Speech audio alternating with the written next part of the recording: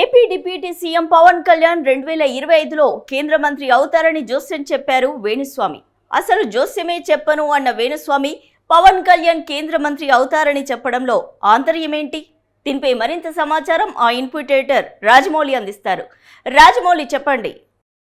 మొత్తానికి మాత్రం చూస్తే ఏదైతే ఆంధ్రప్రదేశ్ రసవత్తమైన రాజకీయాల మధ్య ఉన్నప్పటికీ మాత్రం ఇక్కడ చూస్తే మాత్రం ఇది పవన్ కళ్యాణ్ అంటేనే ఒక ఇమేజ్ ఉన్న వ్యక్తిగా మొత్తం మీద ఇప్పుడు ఆంధ్రప్రదేశ్ చరిత్ర తిరగరాసిన వ్యక్తి పవన్ కళ్యాణ్ ఒక ఆంధ్రప్రదేశే కాదు, ఏదైతే మొన్న చూసాం మహారాష్ట్ర ఎన్నికల్లో కూడా తన ప్రభంజనాన్ని చూపెట్టాడు. ఇదే నేపథ్యంలో మోదీకి అత్యంత సన్నిహితుడిగా పవన్ కళ్యాణ్ నాడు. ఇక నేతృత్వంలో 2025కు పవన్ కళ్యాణ్ కేంద్ర మంత్రి అవుతాడు అని జ్యోతిష్యం చెప్పినటువంటి వేణుస్వామి ఎందుకు మాట మార్చాడు? గతంలో పవన్ కళ్యాణ్కు ఒక సీటు రాదు అసలు అని చెప్పిన వ్యక్తి ఇప్పుడు పవన్ కళ్యాణ్ కేంద్ర మంత్రి అవుతాడు అనే దాంట్లో మాట మార్చినప్పటికీ అది నిజమనే మనం అనుకోవచ్చు. ఎందుకంటే ఇటు కేంద్రంలో కావచ్చు, ఇటు రాష్ట్రంలో కావచ్చు పవనిజం అంటే పవన్ కళ్యాణ్ అంటే మంచి పేరున్న వ్యక్తి, మంచి నేమున్న వ్యక్తి. పవన్ కళ్యాణ్ అంటే ఒక ఉడుకు రక్తం, అంటే ఏదైనా ముక్కుసూటిగా మాట్లాడే వ్యక్తి, ప్రశ్నించే గొంతుక లాంటి వ్యక్తి. ఆ పవన్ కళ్యాణ్ దూకుడుకు ఎవరు కూడా తట్టుకోలేకపోతున్నారు. ఇక మనం చూస్తే కేంద్ర మంత్రికి సంబంధించి వస్తుంది అంటే 2025కు ఆసక్తికి మాత్రం లేదు అని చెప్పచ్చు. కేంద్ర మంత్రి కాకుండా దాని తలదన్నే మంత్రి పదవి కూడా మొత్తం మీద మోడీ ఇస్తాడని కూడా అనుకోవచ్చు. ఎందుకంటే మా రాజ్యసభకి వెళ్తే ఒకవేళ ఇప్పుడు ఏదైతే డిప్యూటీ మినిస్టర్గా ఉన్నటువంటి పవన్ కళ్యాణ్ రాజ్యసభకి వెళ్తే కనుక, ఒకవేళ రాజ్యసభ అయితే కనుక కేంద్ర మంత్రి పదవి అవలీలంగా వస్తుంది. ఎందుకంటే తాను పవన్ కళ్యాణ్ను ఎంత కొనియాడతాడు, ఎంత మృదువుగా చూస్తాడు, ఎంత సన్నిహితంగా చూస్తాడు అని మోదీ అనేది మాత్రం అందరికీ తెలిసిన విషయం. ఎందుకంటే పవన్ కళ్యాణ్ అంటే ఆయన గుండెలు పెట్టుకొని చూసుకునే అటువంటి మోదీ కేంద్ర మంత్రి ఇస్తాడు అనే దాంట్లో ఆసక్తి లేదని చెప్పచ్చు. మొత్తం మీద ఏదైతే వేణుస్వామి మాట్లాడిన మాటలలో మాత్రం కొంత నిజమున్నదని అనుకోవచ్చు. ఎందుకంటే తాను ఇదివరకు చెప్పిన కంటే ఇది మాత్రం నిజమనే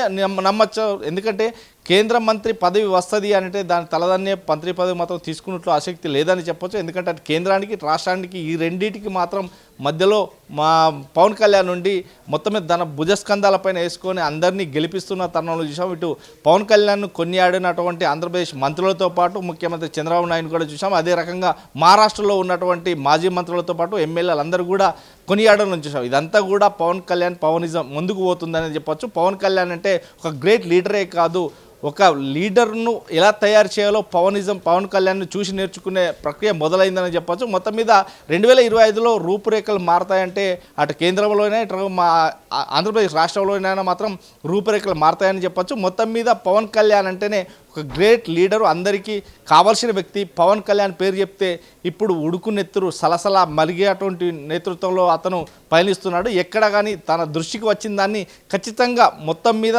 తన దృష్టికి వచ్చిన వెంబడి దాని మీద స్పందిస్తాడు. ఎవరైనా మంచి ఎంతటి వారైనా మంచిది, ఇటు ప్రభుత్వంలో అనొచ్చు, అటు ప్రతిపక్షంలో ఉన్న వ్యక్తులు ఎవరినైనా కానీ క్వశ్చన్ చేసి ఇమీడియట్లీ అతన్ని దాని దగ్గర ఉన్నటువంటి న్యాయాన్ని రాబట్టగలిగే వ్యక్తే ఈజ్ ద పవన్ కళ్యాణ్ మాట అంటే అందరికీ శాసనం.